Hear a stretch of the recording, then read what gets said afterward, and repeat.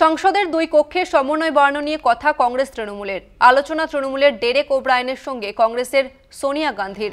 রাজ্যসভার বিরোধী দলনেতা মল্লিকার্জুন খাড়গের ঘরে এই বৈঠক। আগামী দিনে জাতীয় স্তরে বা সংসদে কিভাবে সমন্বয় সাধন হবে তা নিয়ে আলোচনা হয়েছে।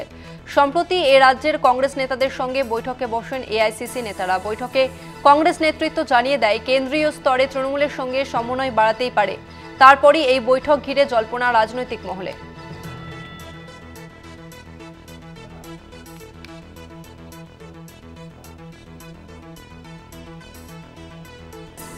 সংসদের দুই কক্ষের সমন্বয় বাড়ানো নিয়ে কথা তৃণমূল এবং কংগ্রেসের মধ্যে।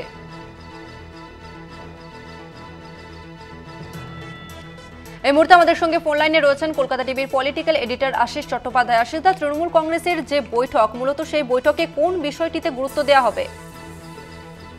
দেখো, এই যে ডেরেক ওব্রায়েনের সঙ্গে সোনিয়া গান্ধী এবং মল্লিকার্জুন খাড়গে কথা বললেন, মল্লিকার্জুন খড়গের ঘরে গেলেন ডেরেক ওব্রায়েন, এটা রাজনৈতিকভাবে খুবই তাৎপর্যপূর্ণ বলে মনে করা হচ্ছে। তার কারণ লোকসভা নির্বাচনের পরে কিছুদিন মনে হচ্ছিল যে তৃণমূল কংগ্রেস এবং কংগ্রেসের মধ্যে কিছুটা দূরত্ব তৈরি হচ্ছে। একসাথে কর্মসূচি নেওয়ার ব্যাপারে বা সংসদের ভেতরে কথা বলার ব্যাপারে যে সমন্বয় থাকা দরকার বা যে বোঝাপড়া থাকা দরকার, তাতে যেন খানিকটা দূরত্ব তৈরি হচ্ছে। তৃণমূল কংগ্রেসের পক্ষ থেকে এরকম অভিযোগ বারবার করা হয়েছে যে একতরফা সিদ্ধান্ত নিয়ে নিচ্ছে কংগ্রেস, সুতরাং কংগ্রেসের একতরফা সিদ্ধান্তে কেন তৃণমূল কংগ্রেস বা অন্য কোনো দল অংশীদার হবে, এইরকম কথা উঠেছিল। একটা সময়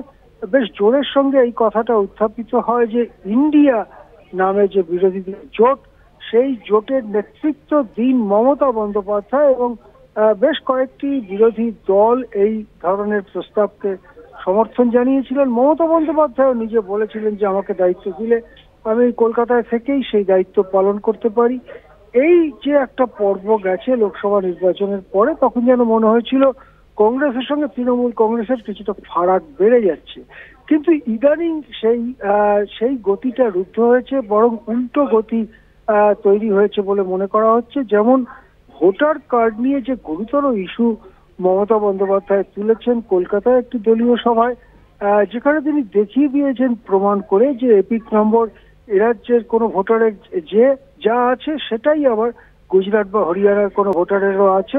সুতরাং এভাবে ভোটকে ভুয়ো ভোটারে পরিণত করে ভোটার লিস্টে তার সুবিধা পাচ্ছে বিজেপি, এই ধরনের অভিযোগ তিনি করেছিলেন। যে অভিযোগ এর সত্যতা শেষ পর্যন্ত নির্বাচন কমিশন মেনে নিয়েছে এবং এটা একটা বিরাট বড় ঘটনা।